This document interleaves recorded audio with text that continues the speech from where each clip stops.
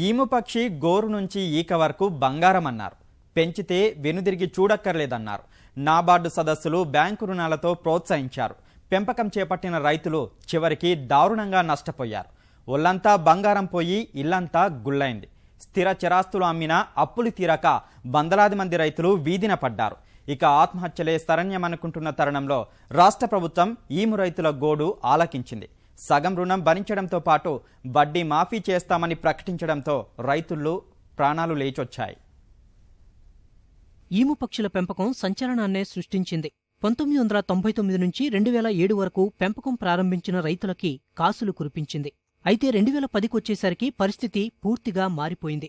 గుడ్లు, పిల్లల వృద్ధి మీదే అంతా దృష్టి సారించి కీలకమైన మార్కెటింగ్ ని మరిచిపోవడంతో పెరిగిన పక్షులను ఎక్కడ ఎలా విక్రయించాలో తెలియని దుస్థితి దాపురించింది. కొనే దిక్కులేక, వాటిని పోషించలేక అడవుల్లో వదిలేయాల్సిన దుర్గతి ఎదురైంది.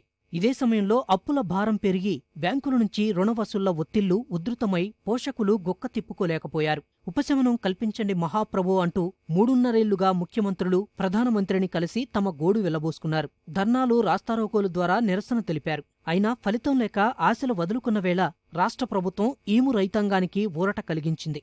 మొత్తం రుణాలలో సగం భరించడంతో పాటు వడ్డీ మాఫీ చేస్తామని ప్రకటించింది. తమ మొర ఆలకించిన ప్రభుత్వానికి ఈము బాధితులు కృతజ్ఞతలు తెలియజేస్తున్నారు.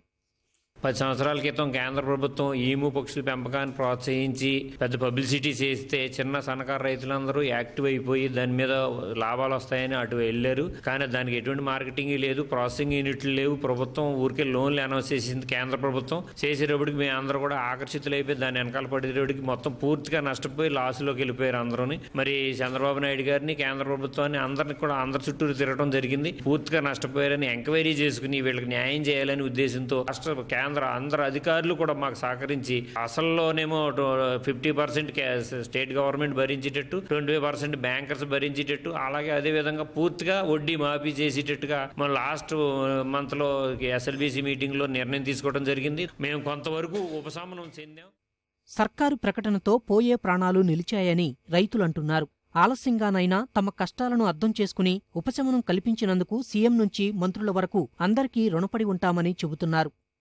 కేంద్ర గవర్నమెంట్ ప్రోత్సహించి నాబార్డు సబ్సిడీ ఇచ్చి ఒళ్ళంతా బంగారం అని చెప్పారు. మా కొంపంతా కొల్లేరైపోయింది. మాది ఈము బాధితుల్ని 50% గవర్నమెంట్ సబ్సిడీ బ్యాంకర్ ద్వారా 25% తీసేసి 25% రైతులను కట్టుకోమన్నారు. బ్యాంకర్స్ లోన్ ఇచ్చినవి కాకుండా మా ఆస్తులు వేరే అమ్ముకొని తాకట్టు పెట్టుకొని దాని వలన కూడా చాలా దెబ్బతిన్నాం. మా కుటుంబాలు అన్ని గగ్గోలు పడ్డాయి. చంద్రబాబు నాయుడు గారి దయ వలన లోటు బడ్జెట్ ఉండా కూడా మా రైతుల మూల ఆరకించి రుణ ఉపశమనం కలిగించినందుకు మార్కెటింగే లేదండి. దానికి చివరికి మా బాధలు ఏంటంటే వాటిని మేపే శక్తి కూడా లేక అసలు ఏం చేయాలన్న పాలు పోక వాటి ప్రాణాలు కూడా మేము కొంత తీసినట్టుగా ఇదైపోయింది. ఈ లోన్స్ అన్ని 50% గవర్నమెంట్ మాఫీ చేసి మాకు 25% రైతుల్ని కట్టమన్నారు. కొంతవరకు మాకు ఉపశమనం కలిగింది. ఇంకా కొంత బాధల్లోనే ఉన్నారండి. ఇంకా చాలా ఇబ్బందులు ఉన్నారు. ఈము పక్షుల పెంపకంతో ఇల్లు ఒళ్ళు గుల్లైందని రైతులు వాపోయారు. ఆస్తులు, బంగారం కోల్పోయి కట్టుబట్టలతో మిగిలామని బోరుమన్నారు. అప్పులు తీర్చే శక్తి లేదని చెప్పినా బ్యాంకుల నుంచి ఆస్తులు జప్తు చేస్తామన్న నోటీసులతో ఆత్మహత్యలకు సిద్ధమయ్యామని, అయితే సంజీవ తీర్థంలా ప్రభుత్వ ప్రకటన తమని మళ్లీ బతికించిందని ఆవేదన చెందారు. ఈక కంప్యూటర్ క్లీన్ చేయొచ్చు అన్నారు, కోళ్ళు దేనికో పని చేస్తాయి అన్నారు, ఆయిల్ దీనికని దానికని, గుడ్డు దేని వల్ల పని చేస్తుంది, అది చేస్తుందని మొత్తం చేసి ప్రతి రైతాంగాన్ని చేసేసి దాన్ని అందరికీ కోలుకోలేని దెబ్బ కొట్టారు. తర్వాత దాని గురించి అడిగితే ఎవరు చెప్పేవారు లేడు. లోన్లు ఇచ్చారు, ఇచ్చేటప్పుడు మాత్రం పేపర్ స్టేట్మెంట్లు కానీ ఇవన్నీ ఒళ్ళంతా బంగారం ఏక అమ్ముకోవచ్చు, గుడ్డు అమ్ముకోవచ్చు, రెట్ట అమ్ముకోవచ్చు అన్నారు. తర్వాత ఇల్లు ఒళ్ళు మా ఆస్తులు మొత్తం గుల్లైపోయినండి.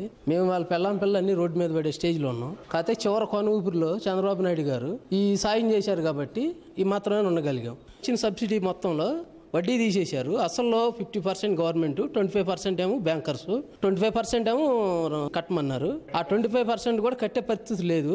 అది కేంద్రం నాబార్డు ద్వారా ఇచ్చింది కాబట్టి కేంద్రం సహకారాలు అసలు ఇచ్చింది కేంద్రం, కానీ ఆ కేంద్రం కాడిపడేసింది. ఇంతవరకు చేయగలిగారు. ఆ 25% కూడా చేస్తే సంతోషిస్తారు. సమస్య పూర్తిగా పరిష్కారం కాకున్నా సర్కారు ఊపిరి పీల్చుకునేలా చేసిందని ఈము రైతుల్లో ఆనందం వ్యక్తమవుతోంది.